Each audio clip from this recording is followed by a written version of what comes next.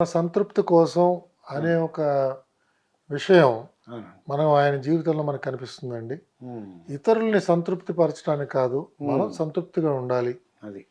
మనం సంతృప్తిగా ఉండడం నేర్చుకోగలిగితే హ్మ్. మన సంపర్కం కూడా అలాగే పెరుగుతుంది. అవును. మనకి సమాజంలో సేవ చేసే అవకాశం లభిస్తుంది. హ్మ్. ఇలాంటి కొన్ని మంచి విషయాలు అవును. నాకు ఆయన ద్వారా కూడా నేర్చుకోగలిగానండి. ఓకే. అయితే మీరు నా 9 మంది చీఫ్ మినిస్టర్ దగ్గర వర్క్ చేసినట్టు తెలిసిందండి నాకు. అయ్యా. అవును. అవునండి. కోట్ల విజయభాస్కర్ రెడ్డి గారి దగ్గర నుంచి జగన్మోహన్ రెడ్డి వరకు. అవునండి. ఒక్కొక్కడు ఒక స్టైల్ అండి. అవునండి. అవును. అంతే హ్మ్. కదా, అంతే కదా. మీకు ఈ సర్వీస్‌లో ఉన్నప్పుడు అంటే ఆనందం కలిగిన రోజులేమైనా ఉన్నాయా సార్? అంటే చాలా ఉన్నాయి. అంటే హ్మ్. ఒకటి, ఆహ్, నేను ప్రారంభంలో నల్గొండ జిల్లాలో శిక్షణ పొందాను. ఓకే. దాని తర్వాత సబ్ కలెక్టర్‌గా వరంగల్ జిల్లాలో పనిచేశాను. హ్మ్. వరంగల్‌లో కూడా మళ్ళా ముందు పరకాల్లో చేశాను. తర్వాత ములుక్కి హ్మ్. సబ్ డివిజన్ హెడ్ క్వార్టర్స్ మార్చాను నేను. హ్మ్. అక్కడ చేశాను కొన్నాళ్ళు. పార్వతీపురంలో ఐటీడీఏలో పనిచేశాను. హ్మ్. గుంటూరు జిల్లా జాయింట్ కలెక్టర్ చేశాను. తర్వాత మహబూబ్‌నగర్ జిల్లాలో కలెక్టర్‌గా చేశాను. హ్మ్. ఆహ్, Tirumala Tirupati Devasthanam, Hyderabad metro water board, అవును. తర్వాత స్టేట్ హౌసింగ్ కార్పొరేషను, ఇలా మెడికల్ డిపార్ట్మెంట్‌లో 2 పర్యాయాలు, హ్మ్. తర్వాత ఇన్ఫ్రాస్ట్రక్చర్ ఇన్వెస్ట్‌మెంట్ డిపార్ట్మెంటు, ఓకే.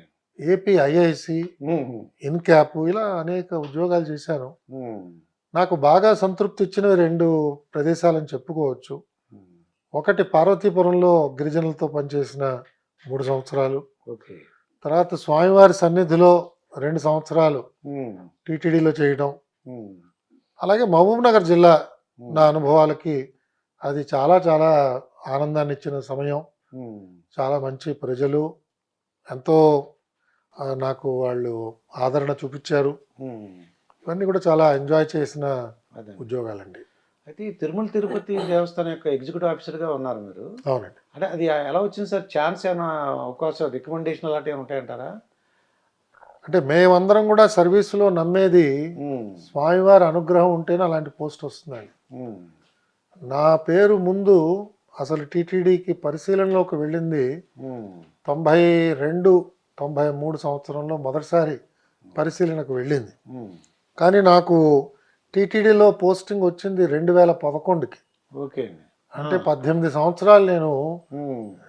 ఎదురు చూడవలసి వచ్చింది. హ్మ్. నిరీక్షణలో గడిపాను. హ్మ్. కాబట్టి మనకి ఎప్పుడు ప్రాప్తం ఉందో, హ్మ్. అది వ్యక్తిగతంగా కూడా కాదండి. ఒక హ్మ్. వ్యక్తి తను చేసిన పుణ్యంతో అవునండి. తిరుమల తిరుపతి దేవస్థానానికి వెళతాడని నేను భావించను. హ్మ్.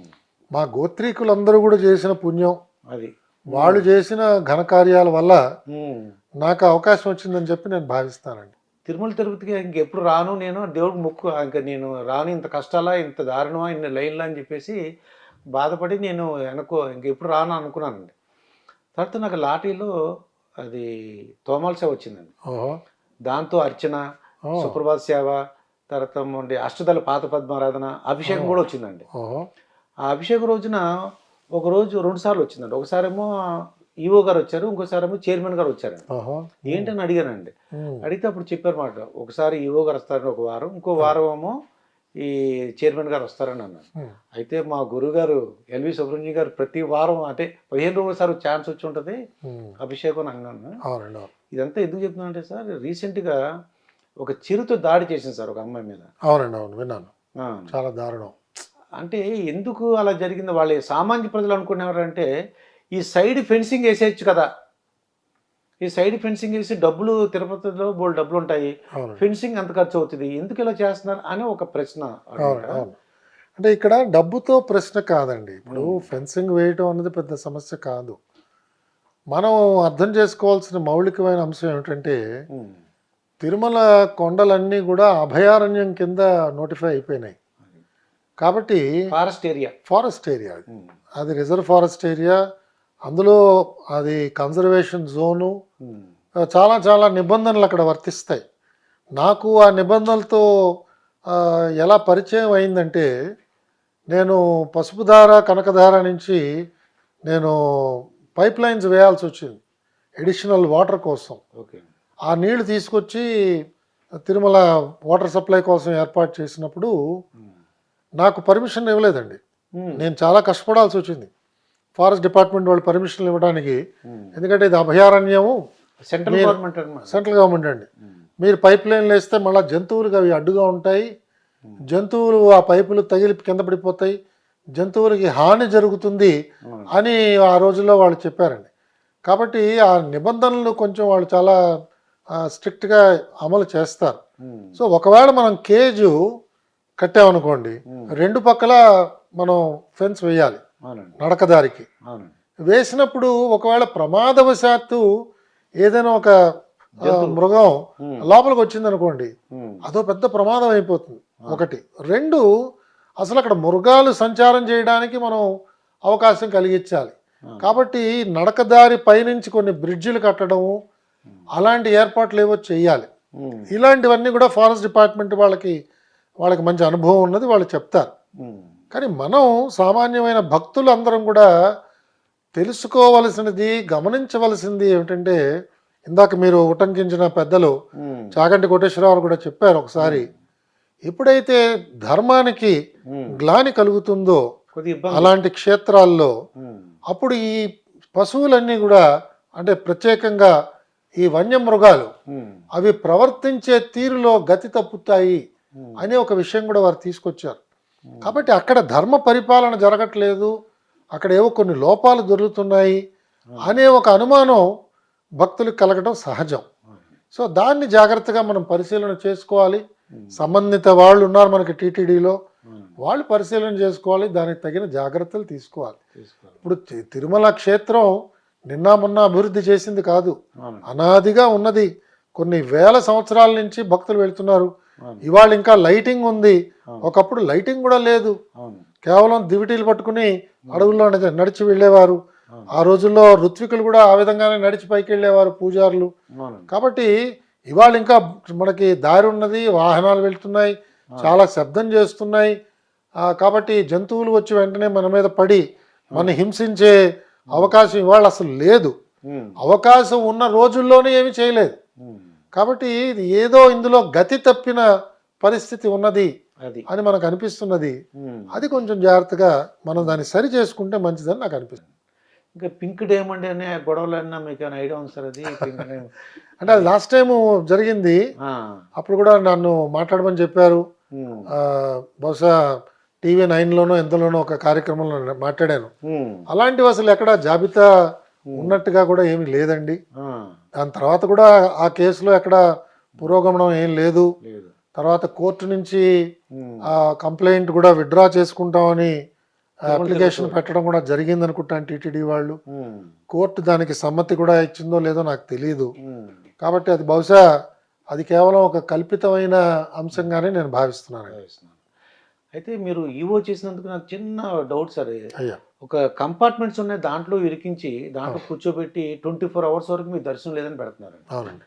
అంటే మాకు సామాన్య భక్తుడిగా నాకు అనిపించేది ఏంటంటే, వాళ్ళకున్న ఎక్స్పీరియన్స్తో ఎంతసేపులో దర్శనం అవుతుంది, రేపు ఉదయం 10 గంటలకు అవుతుంది, లేకపోతే ఎల్లుండి 11 గంటలకు అవుతుంది, అలా అనుకుని ఒక టైం చిన్న స్లిప్ ఇచ్చేసి వెళ్ళిపోమంటే బయటికి. తిరుమల తిరుపతి దేవస్థానంలో వాళ్ళు ప్రతి కంపార్ట్మెంట్కి కూడా చెప్తారు ఏ సమయానికి దర్శనం అవుతుంది, సుమారుగా చెప్తారు. నేను ఇన్ఫ్యాక్ట్ నేనే సర్వదర్శనానికి వెళ్ళానండి. నేను సామాన్య సర్వదర్శనానికి గత సంవత్సరం అక్టోబర్లోనే ఎప్పుడో వెళ్ళాను. వెళ్ళినప్పుడు నాకు 19 గంటలు పట్టిందండి. నేను వెళ్ళానండి, వెళ్ళి సామాన్య భక్తులాగా వెళ్ళాను. నాకు అత్యద్భుతమైన దర్శనం జరిగింది, చాలా ఆనందం కలిగింది. పొద్దున్న 7:15కి నేను ఇంకో మిత్రుడు కలిసి వెళ్ళాం. మా ఇద్దరికి ఏదో ఒక రకమైన ముక్కనండి, ఒక నమ్మకం అనండి, అది చెల్లించుకోవడానికి ఇద్దరం కూడా వెళ్ళాం. పొద్దున్న 7:15కి క్యూకి వెళ్ళిన వాళ్ళం, రాత్రి 12:30కి దర్శనం అయిందండి. చాలా సంతృప్తినిచ్చింది. అలాగే తిరుమల తిరుపతి దేవస్థానం వాళ్ళు చాలా మంచి జాగ్రత్తలు తీసుకుంటున్నారు. భోజన సౌకర్యం కానీ, పాలు కానీ, టీ కానీ అందరికీ కూడా విరివిగా ఇస్తున్నారు. కొంత పరిశుభ్రత కొంత తక్కువైందని నాకు భావం కలిగింది. లేకపోతే ఏర్పాట్లన్నీ బాగా ఉన్నాయి. కొంత టాయిలెట్స్ ఇంప్రూవ్మెంట్ చేయొచ్చు, మెయింటెనెన్స్. తర్వాత కొంత క్లీన్లీనెస్ కొంత ఇంప్రూవ్ చేస్తే ఇంకా చాలా చక్కని సౌకర్యం కలుగుతుంది. నేను ప్రతి భక్తుడిని కూడా సంవత్సరానికి ఒకసారి సర్వదర్శనంలో దర్శనానికి వెళ్తే చాలా బాగుంటుంది, మీకు చక్కని అనుభవం మిగులుతుంది, మీకు ఆ సమయంలో మీరు ఏకాంతంలో గడిపే అవకాశం ఉంటుంది, ఎందుకంటే సెల్ ఫోన్ ఉండదు, అది ఎవరు మీతో మాట్లాడే ఇబ్బంది అవకాశం లేదు. అవును. మీరు ఏదైనా చిన్న పుస్తకాలు కానీ నామ సంకీర్తనం కానీ మనస్సులో చెప్పుకుంటూ చాలా చక్కగా ఒక ఆధ్యాత్మికమైన గొప్ప అనుభూతి పొందే అవకాశం ఉంటుందండి. కాబట్టి వాళ్ళు ఏర్పాట్లు చేస్తున్నారు. బహుశా మనకి దేశంలో ఎక్కడా లేని విధంగా భక్తులకి సౌకర్యాలు చేస్తున్నారు.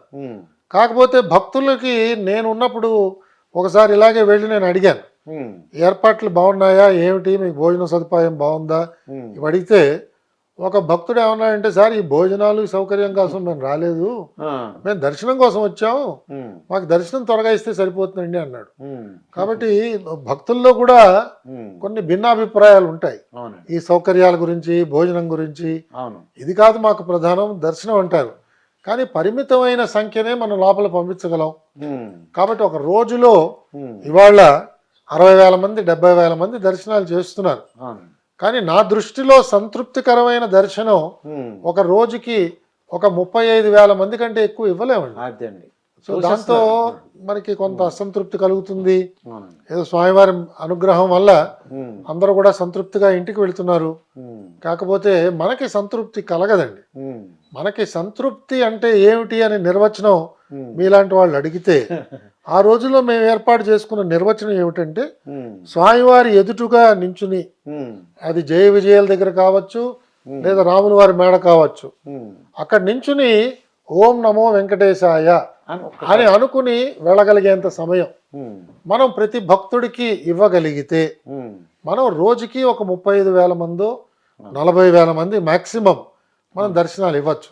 అలాంటిది ఇవాళ వాళ్ళకి 70,000 మంది 75,000 మంది వస్తున్నప్పుడు మరి టీటీడీ వాళ్ళకి బహుశా ఇంతకంటే